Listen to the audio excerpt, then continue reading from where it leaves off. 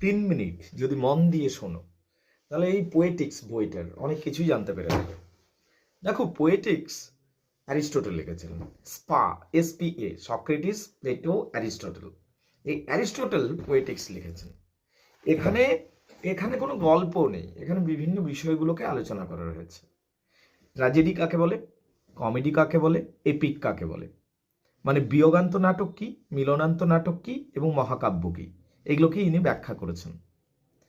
Tragedy এবং কমেডির মধ্যে তিনি বলেছেন ট্র্যাজেডি ইজ বেটার, ট্র্যাজেডি বেশি ভালো। ট্র্যাজেডি এবং এপিকের মধ্যেও তিনি বলেছেন ট্র্যাজেডি বেশি ভালো, এবং ওনার মত অনুযায়ী ট্র্যাজেডি সমস্ত দিক থেকে এটাই হলো বেস্ট।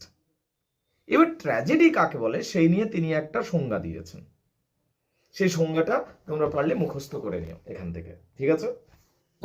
আমি এখন আর সংজ্ঞাতে আসবো না, মূল মূল বিষয়গুলো বলবো।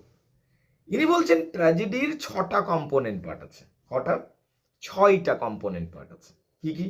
Plot, character, diction, reasoning, spectacles and lyrical poetry. 6টা কম্পোনেন্ট পার্ট। প্লট মানে মূল গল্পটা, ক্যারেক্টার মানে চরিত্র, রিজনিং মানে একটা কমন যৌক্তিকতা, স্পেকটেকলস মানে সাজসজ্জা, লিরিক্যাল পোয়েট্রি মানে গান, এবং ডিকশন মানে কিভাবে কথাটাকে বলা হচ্ছে, এই ব্যাপারটা। এবার ইনি বলেছেন একটা ট্র্যাজেডি কত বড় হতে পারে। উনি বলেছেন একটা ট্র্যাজেডি কোনোদিনই খুবই ছোটও হবে না আর খুবই বড়ও হয়ে যাবে না, তবে 24 ঘন্টার মধ্যে হলেই হবে, এইটা উনি বলেছেন।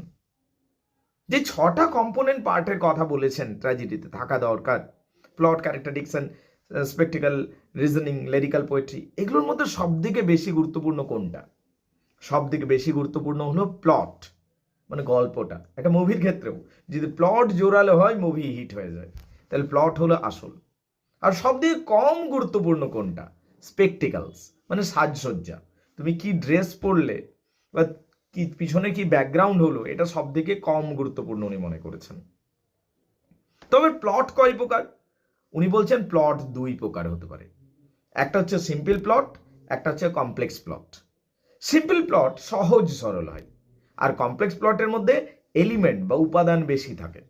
এটাতে জটিল হয়, টুইস্ট থাকে, অ্যামেজমেন্ট, রিকগনাইজেশন, সাফারিং, অনেক কিছু থাকে।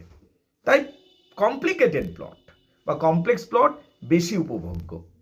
তবে আরও একখানা প্লট আছে যেটাকে ডিফেক্টিভ প্লট বলা হয়।